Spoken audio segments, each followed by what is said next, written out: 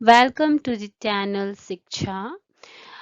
सो आज हम डिस्कस करेंगे सेशंस ऑन अर्थ और हम ये भी डिस्कस करेंगे कि जो नॉर्थ हेमिस्फीयर है और जो सदर्न हेमिस्फीयर है वहाँ पर एक ही टाइम पे विंटर एंड समर क्यों नहीं होते हैं। हम कहें कि हम इंडिया में हैं एंड अभी जनवरी चल रहा है, तो जनवरी में यहाँ पर विंटर है इंडिया में, बट हम देखेंगे कि ऑस्ट्रेलिया में अभी विंटर नहीं है, अर्जेंटीना में अभी विंटर नहीं है। तो ऐसा वेरिएशन हम क्यों देख रहे हैं।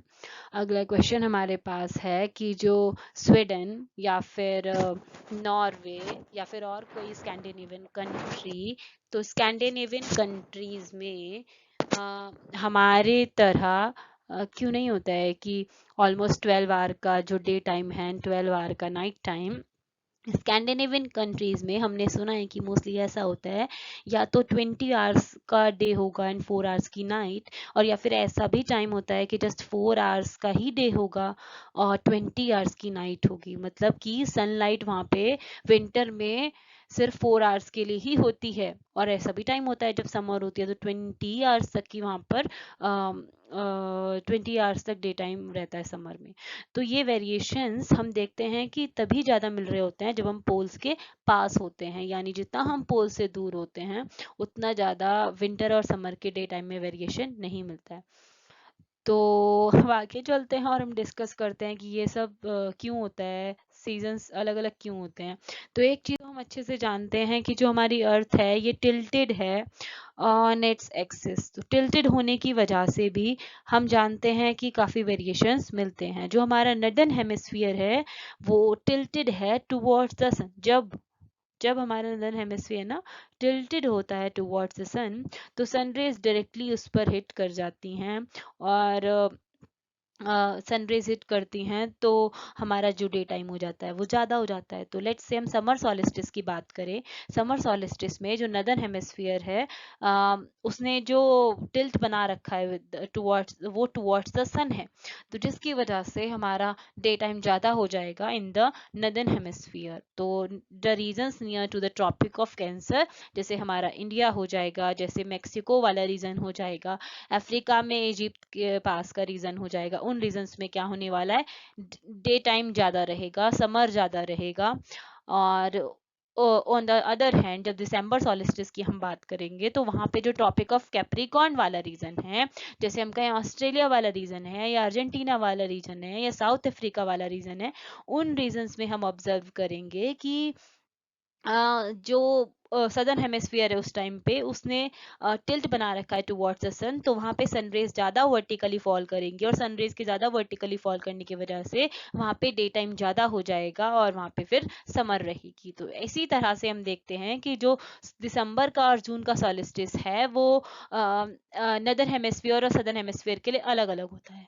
जब हम जून का सॉलिस्टिस बोल रहे हैं नदर्न हेमिस्फीयर के रिस्पेक्ट में, तो वो समर वाला टाइम है, but on the other hand ये सदर्न हेमिस्फीयर के लिए ये विंटर वाला टाइम हो जाता है। अब हम इक्विनॉक्स की बात करते हैं, मार्च इक्विनॉक्स, सितंबर इक्विनॉक्स। ये इक्विनॉक्स वाला टाइम तब होता है जब हमारा जो सन होता है वो मूव कर रहा होता है ऑन द सनरेज जो होती है वो फॉल कर रही होती है ऑन द इक्वेटर। अब क्या होता है ना, जैसे हमने बोला कि जून का सॉलिस्टिस आ गया, जून के सॉलिस्टिस के बाद दिसंबर के सॉलिस्टिस के बीच में 6 मंथ्स का टाइम होता है।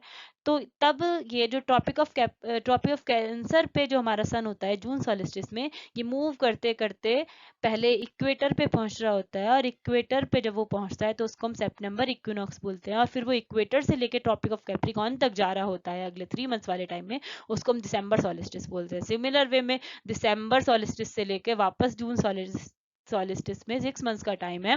दिसंबर से जो मार्च तक, मार्च में जब वो इक्वेटर के ऊपर आता है उसको मार्च इक्विनॉक्स बोलते हैं, जहाँ पे वर्टिकल रेज इक्वेटर पे पड़ रही होती हैं।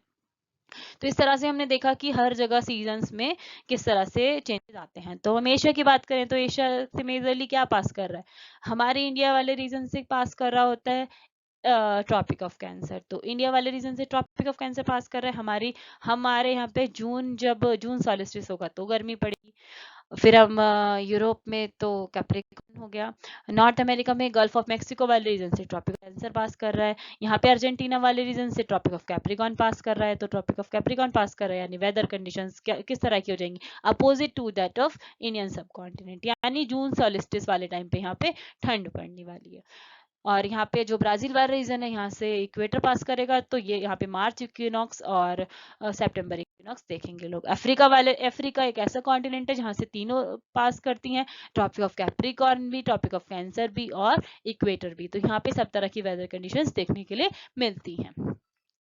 उसके बाद ऑस्ट्रेलिया से ट्रॉपिक ऑफ कैप्रिकॉर्न पास करती है, तो इनका जो वेदर कंडीशंस होती हैं जस्ट अपोजिट होती हैं इंडियन सब कॉन्टिनेंट के कंपैरिजन में, क्योंकि जब वहाँ पर जून का सॉलिस्टिस होता है, वहाँ गर्मी होती है, उस टाइम पे ऑस्ट्रेलिया के अंदर ठंड वाला वेदर कंडीशंस होता है। हमें एक और चीज, हमारा क्वेश्चन था कि जो डे टाइम में वेरिएशंस होती हैं वो पोल्स पर हमने ज्यादा देखी विंटर और समर जब आते हैं। विंटर आ जाने के बाद जो डे टाइम होता है वो बहुत रिड्यूस हो जाता है जब आप पोल्स के पास होते हो, लेकिन इतना वेरिएशन आप इधर नहीं देखते हो जितना आप पास में होते हो। लाइक ट्रॉपिक ऑफ कैंसर के पास अगर आप हो तो आपके डे टाइम और नाइट टाइम में 4 आवर्स का डिफरेंस मिलेगा बस।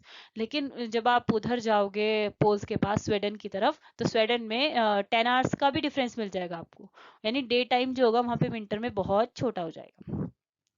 तो ऐसा इसलिए होता है कि यहाँ पर आप ट्रॉपिक ऑफ कैंसर पे जब आपकी रेज वर्टिकल है, उसके बाद वो इक्वेटर तक जा रही होंगी, तो लैटिट्यूड का डिफरेंस इज ओनली 23.5 डिग्री। उसके बाद और 23.5 डिग्री जाएंगी जब वो ट्रॉपिक ऑफ कैप्रिकॉर्न तक पहुंच जाएंगी। स्टिल आप बस उनसे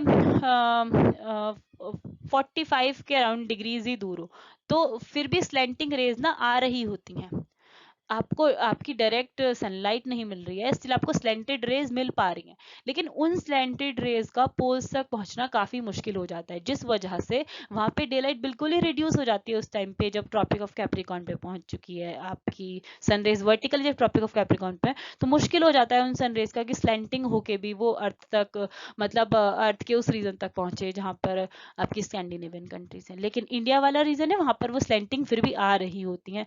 तो हमारे यहाँ पे इतना ज़्यादा वेरिएशन नहीं होता है, 3-4 आवर्स का ही वेरिएशन हम मोस्टली देखते हैं अपने समर के डे टाइम में और विंटर के डे टाइम में।